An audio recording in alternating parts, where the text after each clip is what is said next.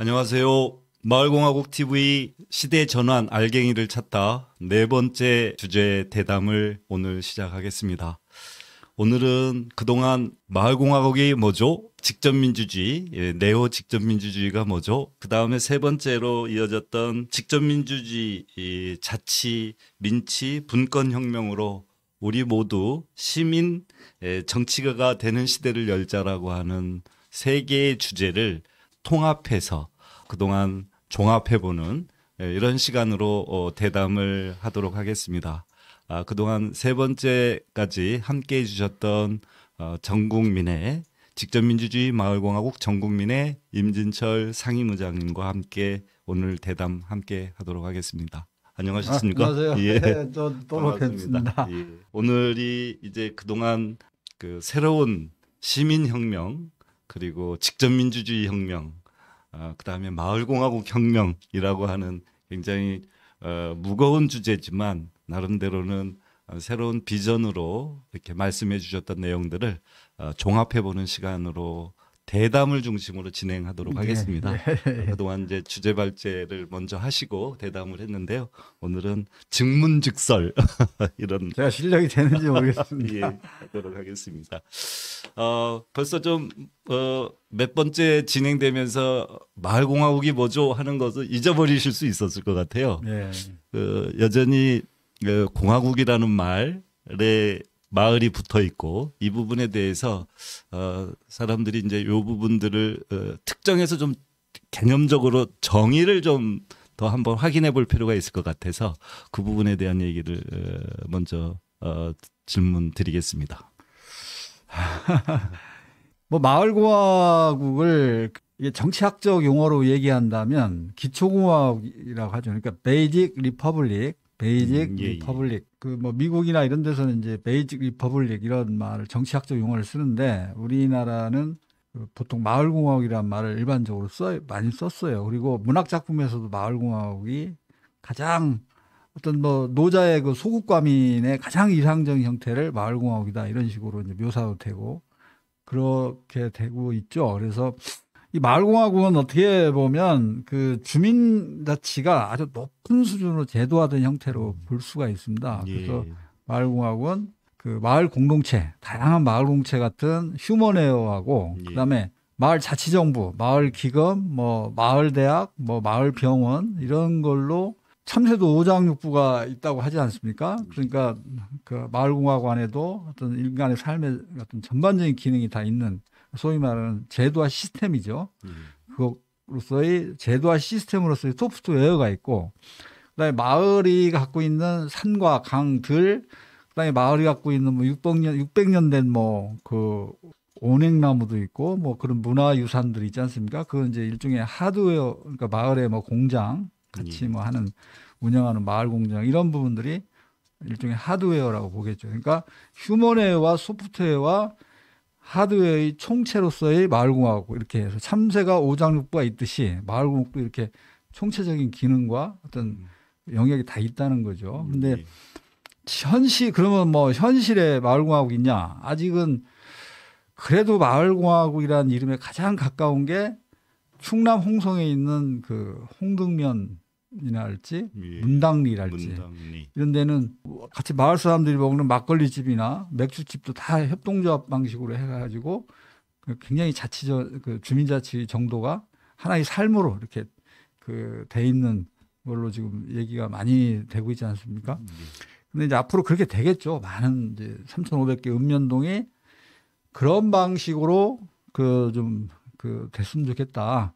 지금처럼 뭐 갈갈이 찢겨진 그런 각자 도생 모래알 사회가 아니라 사회적 우정이 있는 어떤 그 주민 공동체, 생활 공동체, 정치 공동체 이런 모습으로 좀 됐으면 좋겠다. 그래도 현재 한국에서 가장 이에 근접한 지역이라면 이제 홍성군에 있는 홍등면이나 문당리 이런 쪽인데 앞으로 우리가 직접민주주의 마을공화국 전국민회가 생긴 건 전국 3,500개 읍면동이 다 그런 방식으로 좀 됐으면 좋겠다.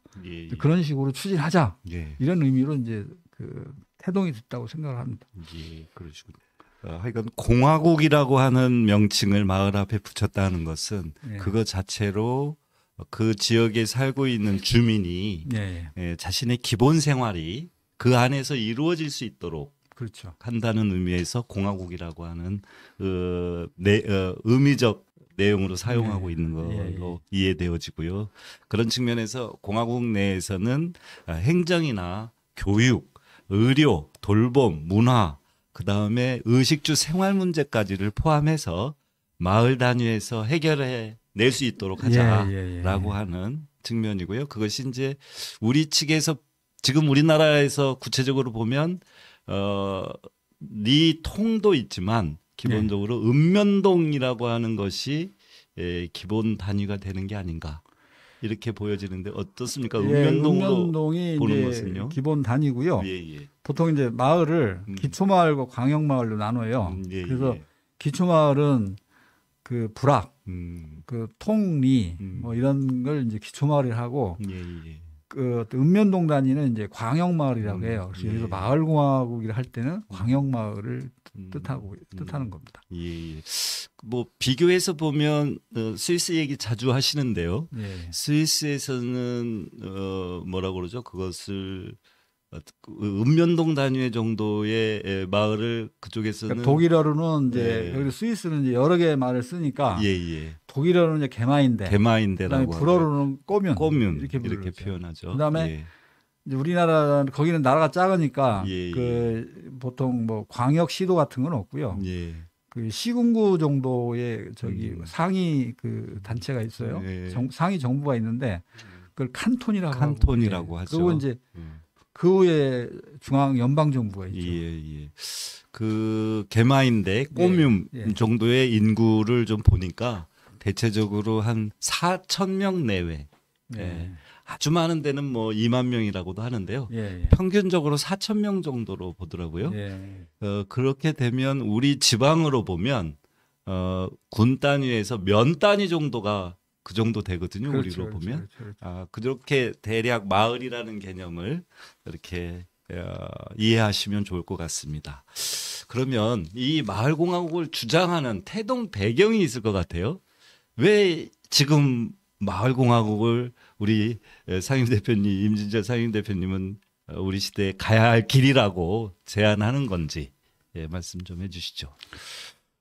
첫 번째는 이제 소위 말하는 제4차 산업혁명인데요. 이제 제4차 산업혁명으로 인해서 이게 소위 말하는 이제 스마트 민주주의, 그다음에 이런 그 디지털 민주주의 이런 부분이 획기적으로 이제 블록체인 기술도 발전하고 그래서 블록체인 기술이 발전하면 이게 뭐 지금까지 아마 무슨 국민 투표 같은 거 하려면 뭐 돈이 뭐 수백억 들고 뭐 그럴 거예요. 근데 이 블록체인 기술을 잘 활용하면 국민 투표 같은 거 5천만이 국민 투표하는 걸 스마트폰 하나 가지고 그 뭐 예산 뭐 그 관련하는 예산 뭐 불과 뭐 1억이면 될 거예요.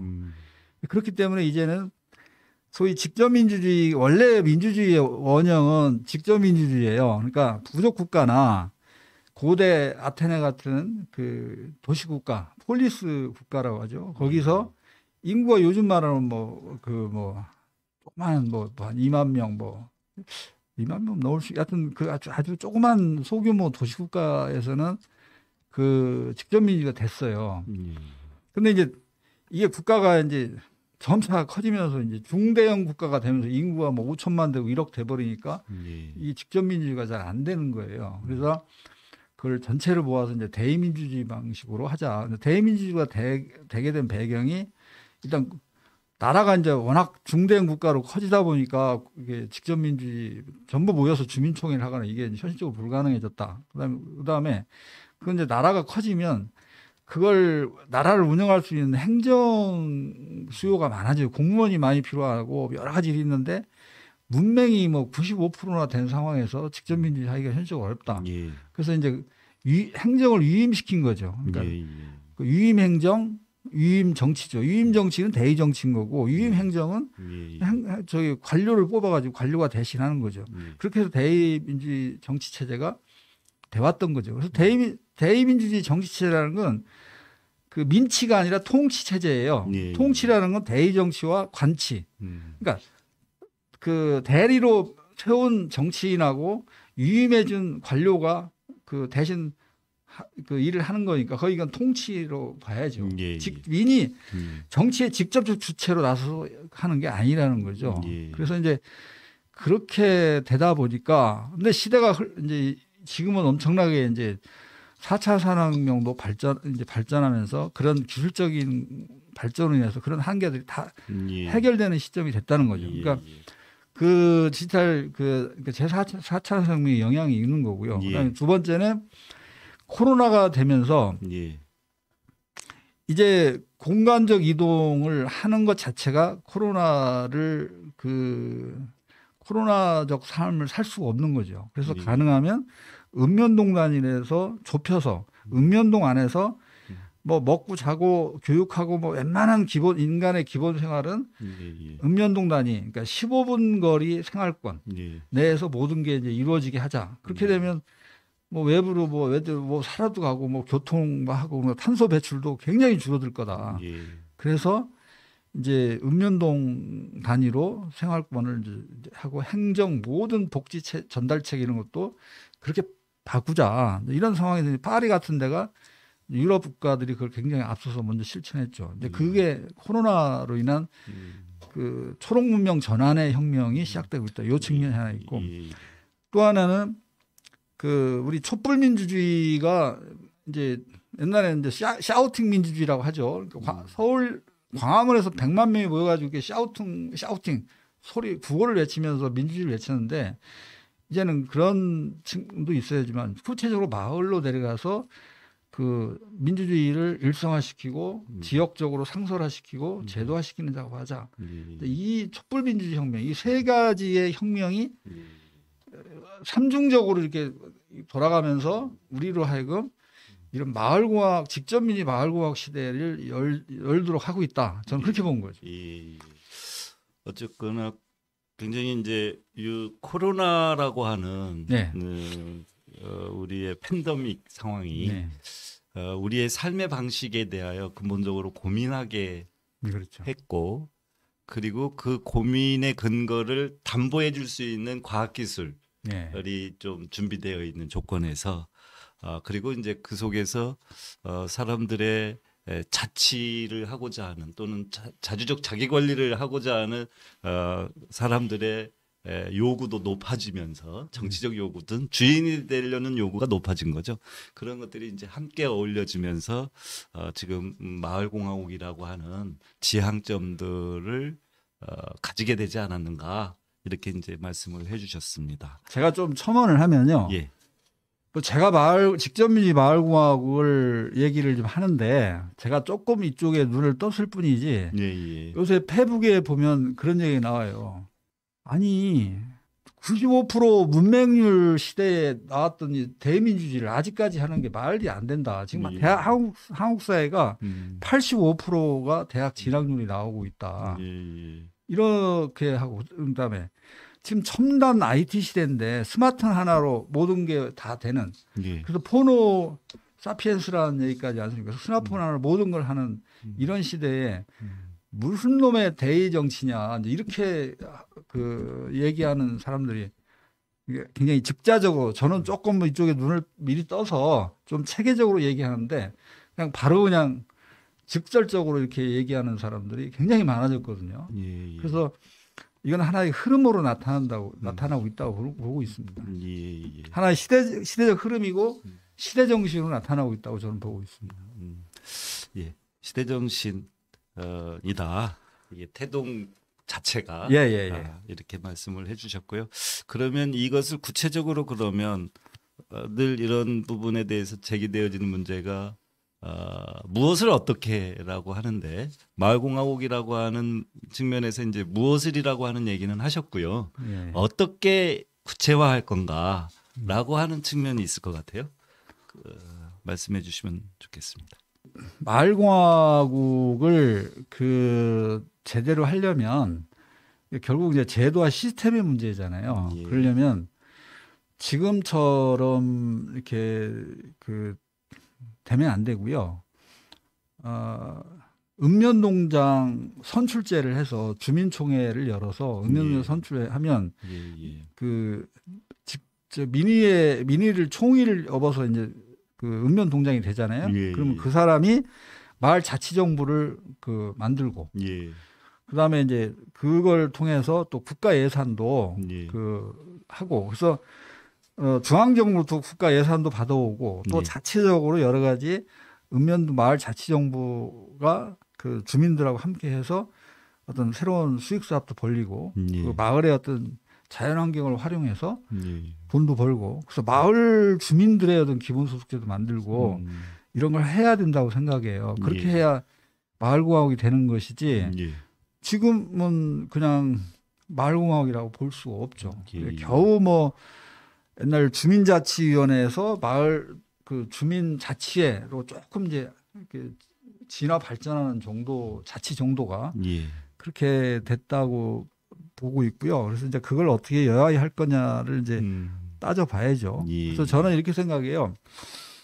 혹시 뭐 이 방송을 들으신 분 중에 이제 한 뭐 60대 뭐 50대 말이나 60대 된 사람들은 알 텐데 제가 대학을 다닐 때는 학도훅단이라는 게 있었어요. 학도훅단. 그게 뭐냐면 우리 박정희 군사정부가 고등학교에서 학교 예, 고등학교 때도 교련하고 막 교련했죠. 뭐 저희 칼 목검 가지고 뭐도 하고 막 그랬는데 학도곡단이 있었는데 그 학도곡단을 이제 총학생회라고 얘기했어요. 근데 그건 그 총학생회를 군대 체제로 만들어 놓은 거예요. 근데 나는 요새 주민자치회를 가만히 보면 학도곡단하고 비슷해요. 그 현재 주민자치회로 이제 좀 발전했다고 그러는데 잠시 학도곡단에서 직선제 총학생회로 가기 전에 간선제 학생회가 있었어요. 간선제. 그 간선제 단과대학에서 이제 올라온 사람들이 또 이렇게 그 중에서 이제 또 선발하고 그래서 간선제 학생회가 있었어요. 근데 지금 주민자치회는 이제 간선제 총학생회 정도 같다라는 느낌이 들어요. 그러니까 우리가 정말 원하는 건 그 모든 학생들이 정말 그 학생회장 후보로 나온 사람들의 소견과 정견 발표를 다 듣고 그다음에 여러 가지 좀 질의응답도 해보고 그러고 나서 이제 총학생회장을 뽑아서 총학생회장이 총학생회를 다시 구성하고 일을 해나가는 방식으로 이제 마을공화국도 되려면 읍면동장이 선출제가 돼서 읍면동장이 선출이 돼서 마을 자치정부를 구성해서 이렇게 나가야 제대로 된 마을공화국이 된다. 저는 그렇게 보고 있습니다. 그렇게 되려면 아주 입법 과정이 좀 필요할 것 같고요. 입법 과정 이전에 그러면 그 마을 공화국이 이제 되려면 그런 입법 과정이 되려면 운동이 벌어져야 될 필요가 있을 것 같아요. 그러면 이 그 마을 공화국이 정식으로 입법화돼서 그것이 제도화되기 이전에 마을 공화국을 만들려고 한다면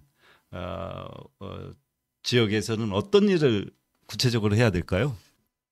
지금도 양쪽으로 진행되고 있는데요. 좀 이렇게 성각적인 그 기초 단체장들이 읍면농장을 이제 추천제, 공모제 이렇게 해서 지금 운영하는 데가 순천시 하고 저기 그 세종시 큰 데는 그렇고요. 작은 데는 뭐 여러 군데 뭐 서천군도 하는 것 같고 뭐 여러 군데 논산군도 하고 논산시죠, 논산시. 논산시 이렇게 하는 걸 여러 군데서 지금 시작이 되고 있어요. 그래서 그분들은 아직 그 완전한 의미의 읍면동장 선출제는 아니고 어떤 데는 그 4급 그 기초 지자체 내에 4급 공무원들 대상으로 뭐 공모제를 하거나 추천제를 주민 추천을 받아서 이렇게 하는 경우가 있고 아니면 아예 공무원이고 민간이고 구분 없이 하는 데도 있고요. 그런 노력을 지금 여러 가지 좀 여러 군데서 하고 있어요. 제도적 차원에서 제도권 안에서 하고 있고요. 제도권 밖에서 민의해야 될 일은 무엇일까? 그러니까 제도권 안에서는 그렇게 진행되는 부분이 있고요. 그 밖에서는 이제 민스로는 이제 직접민주주의 제가 이제 몸담고 있는 직접민주주의 그 마을공화국 전국민회에서 작년 2년 동안의 준비 기간을 거쳐서 작년 10월 23일 날에 창립이 된 단체인데 예. 여기서는 그 읍면동 단위를 그 읍면동 단위에서 이제 의제민회과 부문민회를 만들자. 의제민회는 그야말로 이제 평화, 여성 아니면 평화 무슨 뭐 그 환경, 뭐 보건 이런 주제별 이런 민회들이 만들어질 수 있고 그다음에 읍면동 단위에서 뭐 여성민회, 뭐 청년민회, 노인민회, 뭐 다문화민회, 뭐 다양하게 계급계층별로. 근데 그렇게도 가능하고 또 시군구 단위에서도 가능하고. 그다음에 특별히 이제 좀 그런 부분들이 전부 이제 총괄을 해서 어떤 시군구 단위에서는 이제 정치민회를 만들어서 어떤 지역의 공론장을 좀 만들자 이런 그 논의를 해왔고 그렇게 실천해왔어요. 근데 이제 최근에는 이제 시군구 단위의 이제 지역당이 그 요새 이제 새롭게 부상하고 있지 않습니까? 뭐 서울대의 서울대 정치외교학부의 박원호 교수 같은 경우는 동네 정당이 좀 나와야 된다.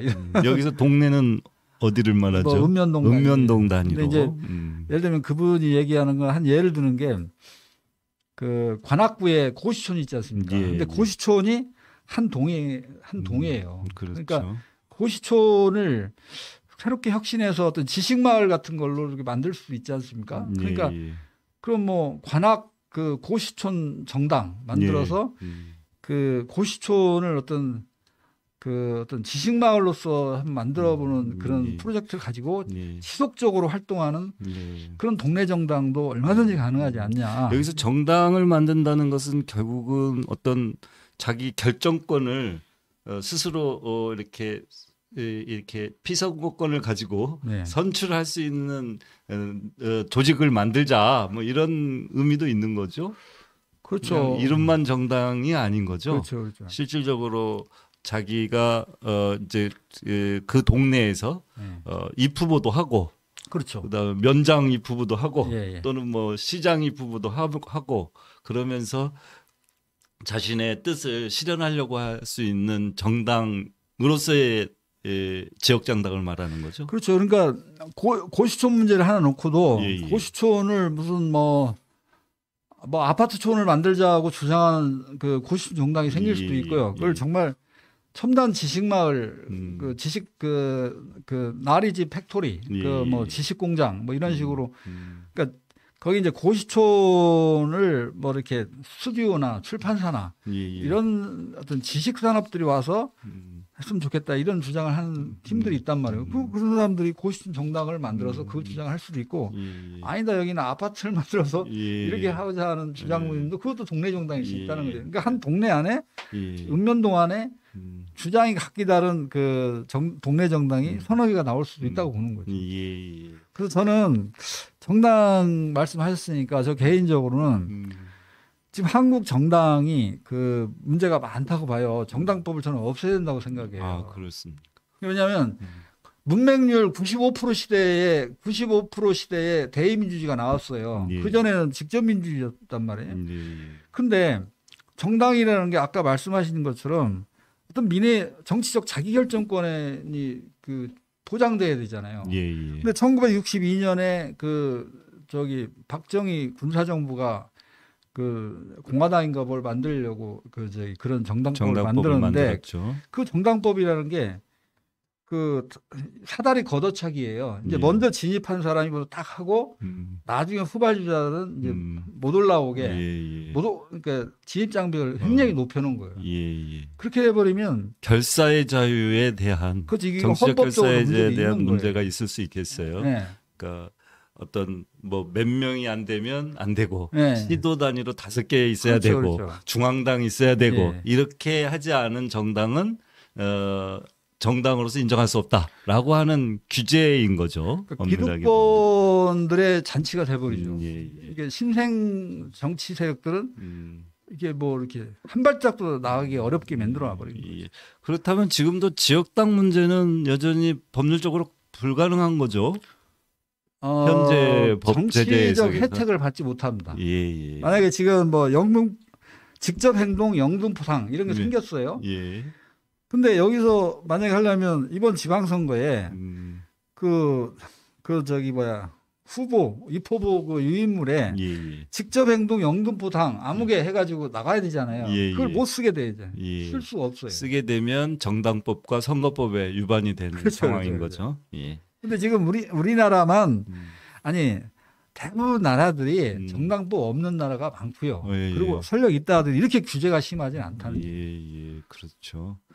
제가 알기로는 일본도 정당법이 없는 걸로 이렇게 이해되어져 뭐 이렇게 되는데. 제가 정당법 연구, 정당 분야 연구를 많이 뭐 한 예. 전문가가 아니기 때문에 아마 일본도 정당법이 있긴 있는데 예, 예. 그게 뭐 규제가 거의 없는 걸로 알고 없는 걸로. 있어요. 예. 그래서 일본에서는 지역당이 잘 지금 많이 돼 있죠. 많이 조직되고 또 선거에도 참여하고 예. 지역에 선출도 되고 그렇죠. 이렇게 되고 있죠. 예. 예. 알겠습니다. 지역당 문제는 상당히 이제 중요한 쟁점일 수 있을 것 같습니다. 네. 특히 마을공화국을 만들어가는 데 있어서 다양한 형태의 작은 모임들이겠죠. 네. 그리고 그 모임들의 정치적 결사로서 지역당 뭐 이렇게 되어질 수 있고 그것과 함께 할 수 있는 정치적 결사체로서의 지역당이 있을 수 있는데 이런 부분들이 좀 마을공화국을 만드는데 상당히 기초적인 활동체일 수 있을 것 같습니다. 지역정당 얘기가 나왔으니까요. 네. 이 얘기 뭐 할 만큼 하고 넘어가죠. 예. 뭐 그 뒤에 얘기를 좀 줄일 수 있습니다. 그 그럴까요? 지역당 얘기를 좀 먼저 지금 하는 먼저 이유는 하면 예. 지금 해주십시오. 저희는 저희 전국민회 안에는 시군구 단위의 정치민회를 활성화했으면 좋겠다. 초기에 창립 때 그런 얘기가 있었어요. 예. 근데 당시에 뭐 그 당까지 얘기하기는 좀 그래서 어떤 정치민회는 어떤 준 정치 조직의 어떤 역할을 했으면 좋겠다. 이제 이런 정도 얘기를 했는데 이제 몇 개 지역에서 이제 지역당이 이제 생기니까 예. 우리도 하는 일은 시군구 단위의 전국민회에 있는 시군구 단위의 정치민회는 지역당과 하는 일이 똑같아요. 예. 뭐 직접 민주를 해야 되고 예.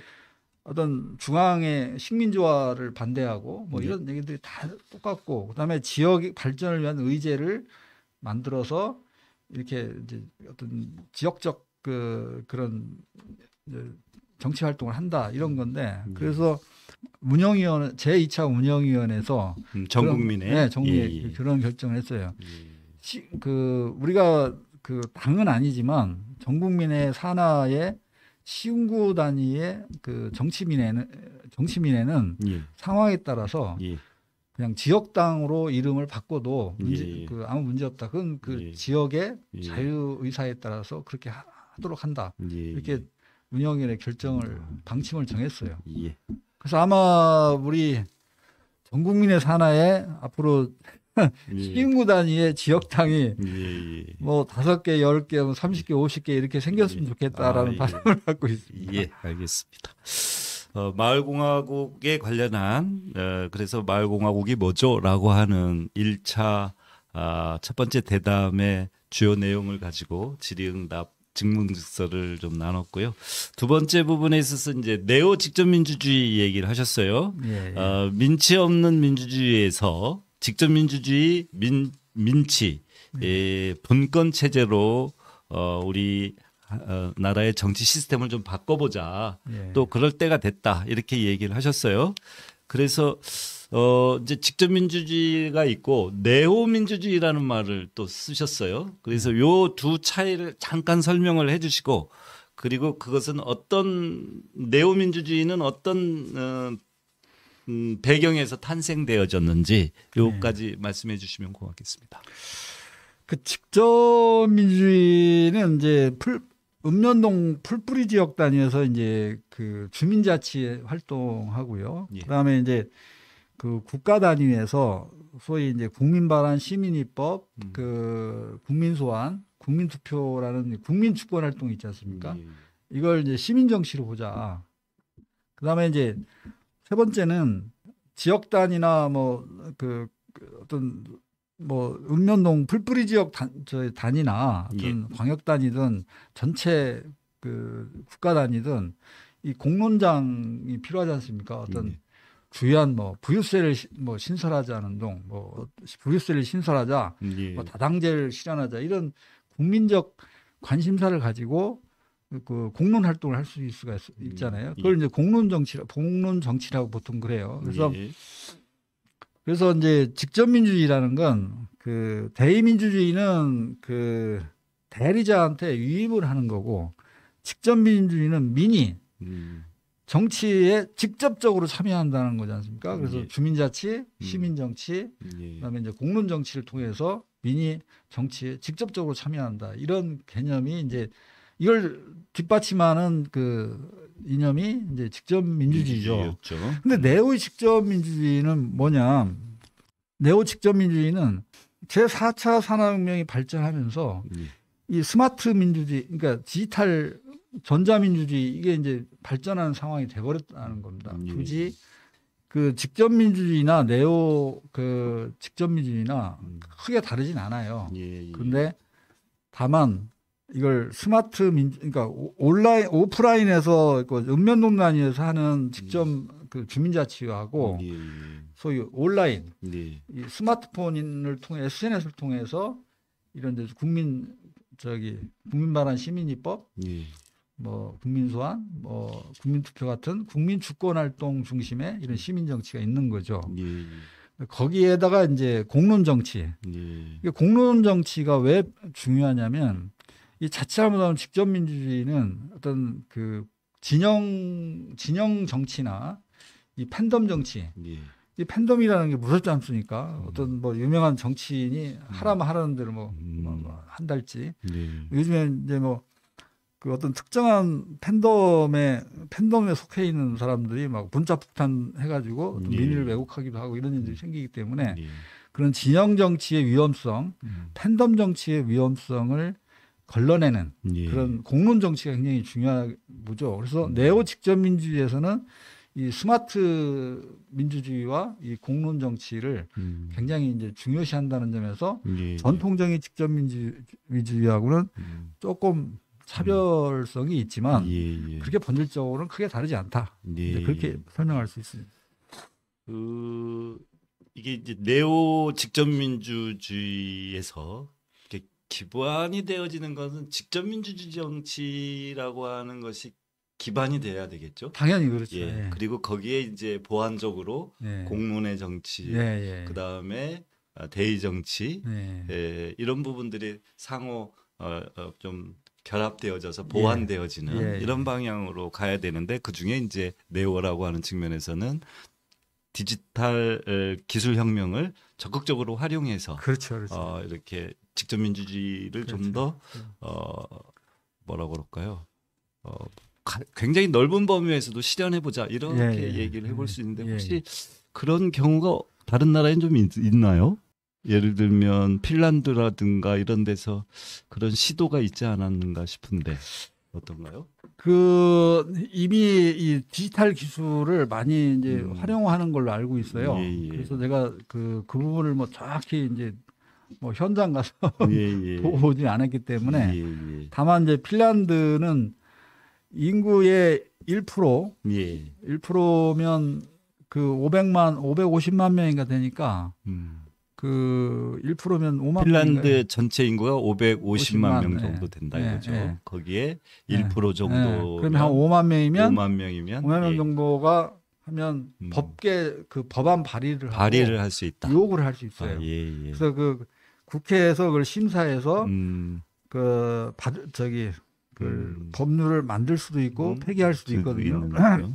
근데 이제 인구 5%가 5%면은 25만 명인가요? 예, 그렇죠. 25만 25만 명이 5%가 예. 법률을 발의하고 국민 투표를 해줄 것을 요구하면 해서 국민 투표로 결정이 되면 국회에서 받아도 되고 안 받아도 돼요. 근데 말은 그런데 거의 100% 받는답니다. 아까 인구 1%에는 법안 발의하고 요구한 거는 보통 뭐 반은 채택되고 반은 부결되고 뭐 그런데 국민투표 5%가 한 거는 거의 뭐 100% 받는다는 거죠.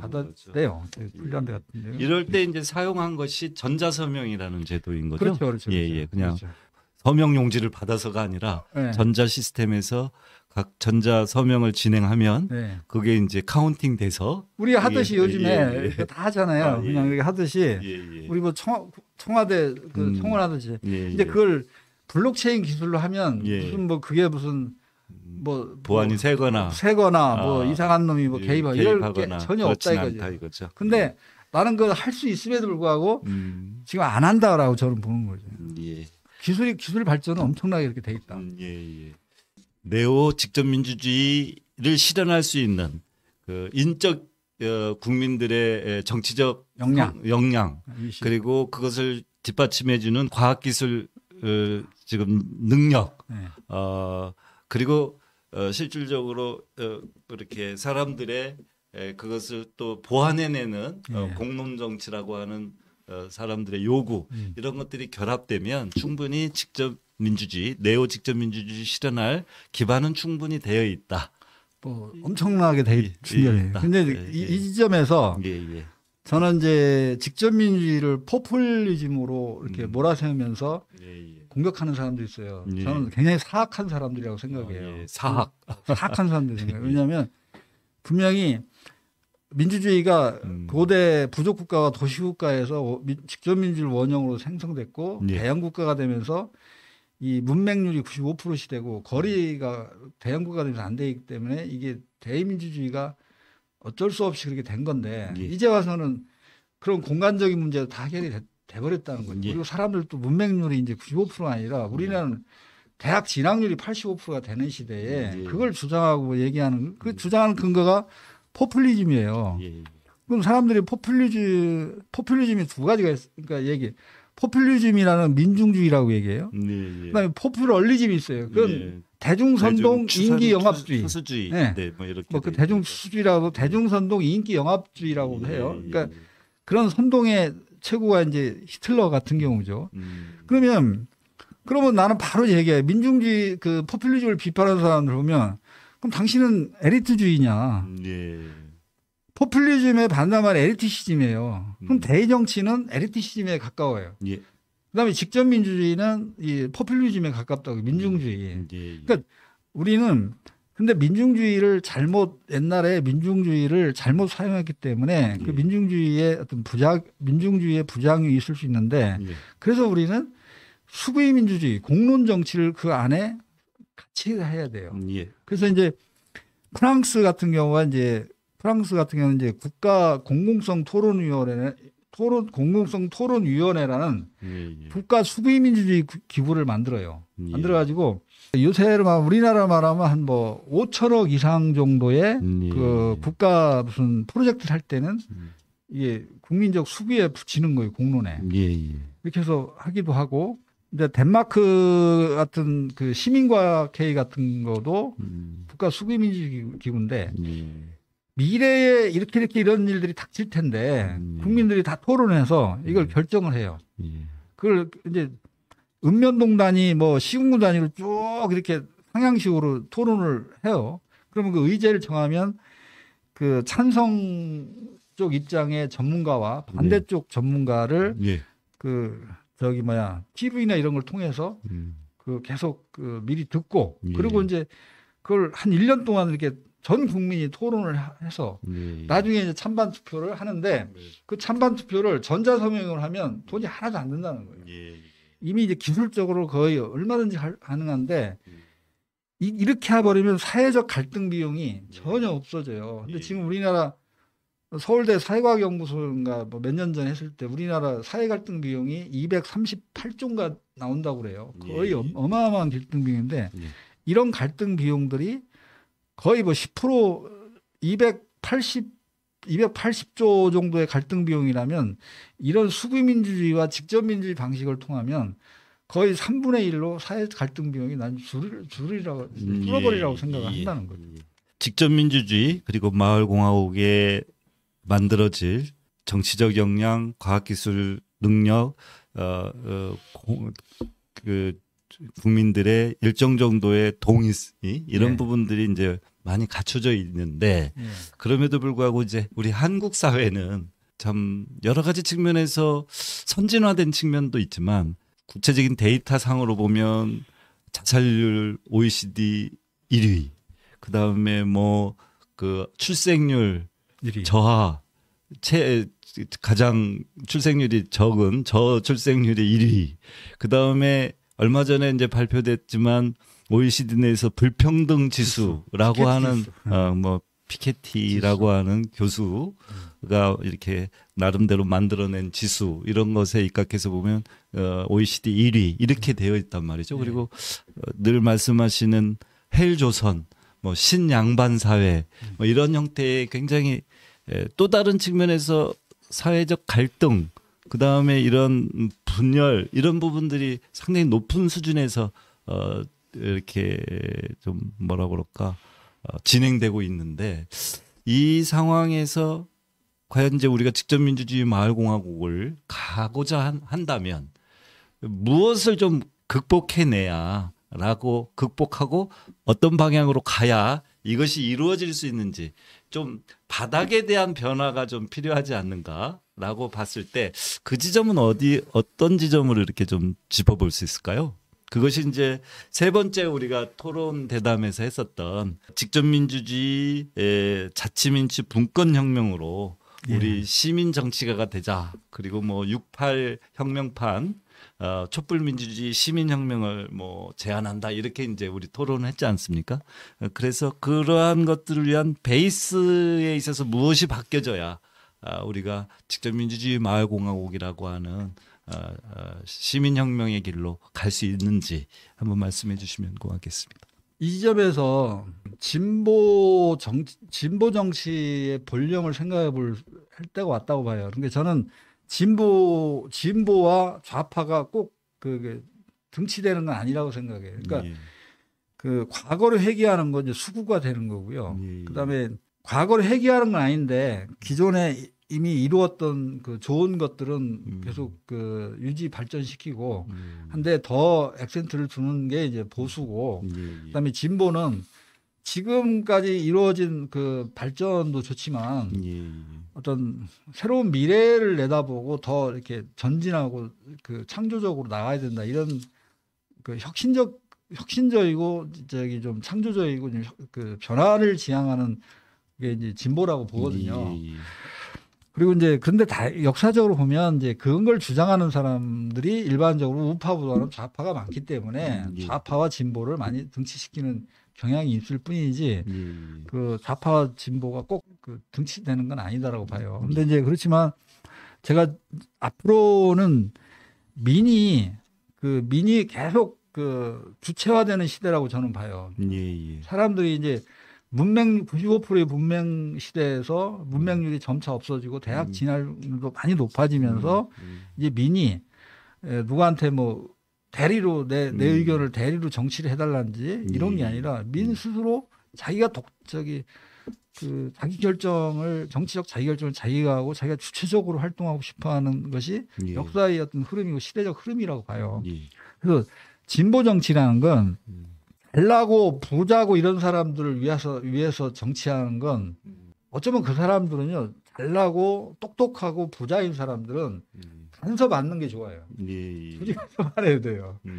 근데 우리가 그 정치를 하는 건 뭐 배움이 많은 것도 아니고 돈이 많지도 않은 그야말로 일반 서민 대중이 정말 행복하게 살 수 있도록 그런 여건을 만들어주는 역할이 중요하다고 보거든요. 그래서 진보 정치의 본령은 서민 대중의 근본 이익을 옹호하고 실현하는 것이 첫 번째 길이라고 봐요.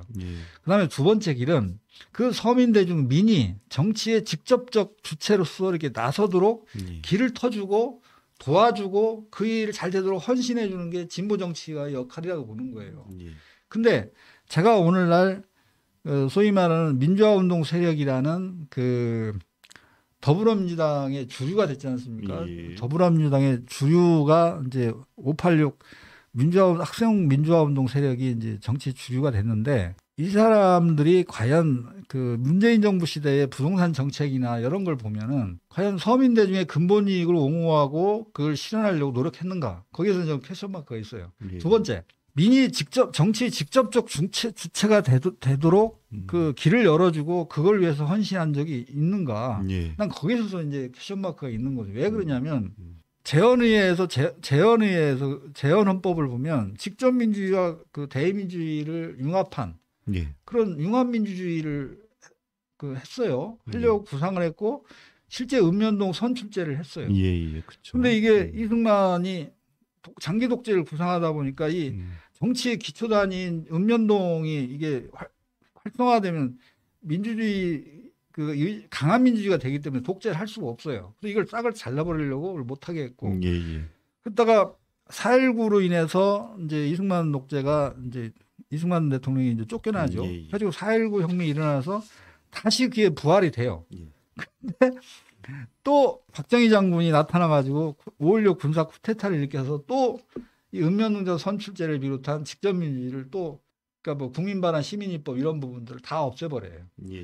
근데 그 이후에 1987년 6월 그 시민 그 항쟁이 생겨서 민주헌법 쟁취 국민운동본부가 생겨가지고 그때 뭐 우리 양원관 선생님이나 저나 뭐 열심히 그때 그 참여를 했지 않습니까? 예, 6월 항쟁에 참여했는데 했던 세대죠. 상당히 지도적 역할했던 세대인데. 예. 근데 이제 한계 이런 것들로 이제 직선제 방향으로 바꿨는데 그것도 거기에 이제 한계에 묶여져 있는 상황에 있고 이걸 넘어서려는 과연 지금의 민주당 또는 뭐 586들이 그러한 의지를 가지고 있는지 의심스럽고요. 이제 그렇죠. 시간이 조금 없어서 마무리 좀 발언을 하셔야 될 것 같은데요. 지금 이제 우리가 새로운 변화를 위한 이것만큼은 꼭 하자.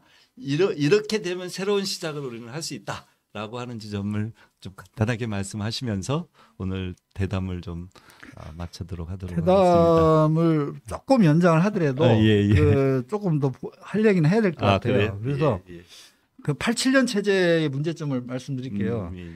87년 체제라는 건 대의민주주의 중앙집권 통치체제입니다. 그 87년에 소위 군사독재를 타도했죠. 그러니까 군사독재는 뭐예요? 그러니까 소위 군사독재라는 건 대의민주주의도 없고 직접민주주의도 없어요. 빵점짜리 민주주의 만들어 놓은 거예요. 군사독재가. 그래서 다시 그 6월 항쟁을 통해서 그 소위 50% 민주주의, 50점짜리 그 민주주의를 되찾은 거예요. 근데 이 민주당이나 국민의힘당이 계속 50점짜리 50%짜리 대의민주주의만 고수하고 앉아 있는 거예요. 그러면 여기다가 직접민주주의 요소를 해서 100점짜리 100%짜리 제대로 된 민주주의를 하게 되면 이게 이제 한국의 정치가 70점, 80점을 맞을 수 있어요. 근데 현재 민주주의는 대의민주주의 자체가 50점짜리밖에 안 되기 때문에 아무리 정치를 잘해도 50점을 넘을 수가 없어요. 그러니까 국민들의 정치 그 만족도나 정치 효능감이 50점을 넘어설 수가 없습니다. 그냥 잘해봐야 40점 맞을 수 있는 거예요. 그러면 대의 정치인들이 한 40점 맞는 정치를 하고 우리 그 시민들이 직접 주민자치나 시민정치나 공공정치를 통해서 자기가 다 참여해서 결정한 거니까 시민들 스스로가 한 40점, 30점, 40점을 맞아버리면 80점 정도의 정치 만족도와 80점 정도의 정치 효능감이 생긴다는 거예요. 그러니까 지금 체제는 아무리 용을 쓰고 몸부림쳐도 50점을 넘을 수 없는 체제라고 보는 거예요. 그래서 제가 보는 건 지금 앞으로 해야 될 거는 주민자치 기본법 같은 걸 만들어서 물론 지금 주민자치 법제화 운동이 생겼어요. 그래서 주민자치 기본법을 만들어서 읍면농장 선출제 같은 걸 하고 그다음에 우리나라 스위스는 개마인대의 예산의 30%를 쓰고 그다음에 시군구 같은 칸톤의 40%가 쓰고 중앙정부가 30%를 쓴단 말이에요. 우리나라도 뭐 그렇게까지는 안 된다 하더라도 지금 읍면동 마을 자치정부가 쓰면 뭐 국가 예산의 뭐 10%라도 쓰게 만든달지. 근데 지금 가끔 공무원들이 뭐 주민 참여 예산제 뭐 실행을 했는데 뭐 주민들이 뭐 별로 호응도가 없다 이딴 소리를 하는 분들이 있어요. 그래서 저는 그때는 정말 화가 나는데 왜냐면 우리나라 그 강남의 집 한 채 값이 평균 집값이 20억인데 집 한 채 값도 안 되는 뭐 불과 주민참여 예산제 2억 정도 내놓고 주민들이 참여도가 없다 그딴 소리를 한다는 거예요. 그래서 그 체제를 그런 걸 좀 다시 해서 직접민주주의와를 대거 직접민주주의 제도를 대거 도입해서 100%짜리 100점 맞을 수 있는 민주주의 제대로 민주체제를 만들어 놓으면 그래야 우리가 그 70점, 80점 맞는 그 민주주의를 할 수 있다는 거 저는 보고 있는 거예요. 지금까지 시간을 많이 쓰면서까지도 우리 시대의 진보란 무엇인가에 대한 또 답변이시기도 하신 것 같습니다. 직접 민주주의로 가는 길, 그리고 마을공화국으로 가는 길, 이것이 우리 시대의 진보의 어떤 표대 이정표가 아니냐라고 하는 얘기를 하시고 계시고요. 그것이야말로 우리 촛불민주주의가 일상화되고 그리고 제도화되고 상설화되는 것이다. 그래서 이 촛불민주주의를 완성하는 길이다라고 얘기를 하시는 걸로 대담 마무리를 해도 될 것 같습니다. 한마디 더. 저 아까 지역당 얘기하다가 말았는데요. 220개 시군구 단위로 지역당이 하나씩 생겼으면 좋겠어요. 그리고 226개. 그다음에 3,500개 읍면동에도 동네 정당도 좀 생겼으면 좋겠고. 그래서 그 지역당과 그 시군구 단위의 지역당과 동네 정당이 뭘 했으면 좋겠냐면 학교하고 지역사회 중고등학교하고 대학하고 손을 잡고 민주시민 교육을 하고 그다음에 고등학교부터는 우리 정당 활동하게 돼 있지 않습니까? 그래서 저희 고등학생들이 대학생들이 지역당과 그 어떤 그 동네 정당에 대거 들어와서 민주시민 교육 그 실험도 하고 실제 그런 연습을 해서 앞으로는 이제 포노 사피엔스 시대의 정치를 이끌어갈 사람들은 그 세대들이거든요. 그래서 이제 그들이 정치의 주역이 되도록 지금부터 이제 정책적으로 포노 사피엔스라고 하는 건 핸드폰을 핸드폰 하나 가지고 모든 걸 다 해결하는 그 인류를 갖다가 포노 사피엔스라는데 그렇게 해서 우리 정치를 한번 바꿔야 된다. 그렇게 하면 지금 왜 스웨덴의 툰베리라는 세계적인 환경소가 나오는 거, 걔들은 중학교 때부터 정당 활동을 많이 하고 그 스웨덴의 유명한 알메달렌 정치 축제가 이런 게 있어가지고 어린이 초등생 때부터 정치 기자단을 구성해가지고 총리나 장관들하고 바로 그런 정치 토론을 어릴 때부터 했기 때문에 그런 애가 나오고 35세짜리 여성 총리가 돼도 국정을 잘 한다는 거죠. 그래서 우리나라도 지금부터 빨리 우리가 벌써 지금 한국이 일본을 추월했다는 기사들이 계속 나와요. 경제적으로. 그래서 조금 더 잘하면 그 프랑스, 독일도 추월해서 그 물론 러시아나 중국은 나라는 크지만 이건 그 덩치만 크지 그런 선진국이 될 수 없다. 그래서 이것만 넘어서면 우리나라가 정치만 바뀌면 G2 국가가 바로 이게 갈 수 있다. 저는 그렇게 보는 사람이에요. 그래서 정치인들 586 정치인들도 그렇고 본인이 정말 진보 정치가의 길을 가려면 젊은 사람들이 그다음에 시민이 민의 주체가 될 수 있도록 그 길을 터주고 열어주고 그 일이 잘 되도록 헌신하는 것이 참다운 정치가의 길이다. 저는 그렇게 보고 이제 우리 민이 이제는 그 사람들을 뭐 터주지 않더라도 이제는 민이 스스로 앞장서서 그 길을 열고 그걸 치고 나가야 되지 때가 오지 않았느냐. 저는 뭐 직접민주주의 마을공화국 전국민의 상임 의자 입장에서 저는 그렇게 생각했고 그렇게 생각해서 그런 이제 그 전국민회를 작년에 창립하고 그 일을 뭐 힘들지만 한 걸음씩 걸어갈 생각입니다. 이상입니다. 고맙습니다. 그게 이제 오늘 뭐 좀 길어졌지만 그래도 세 차례에 걸친 굉장히 중요한 문제 제기를 종합하는 과정에서 하고 싶은 말씀 많이 아주 열렬하게 하셨고요.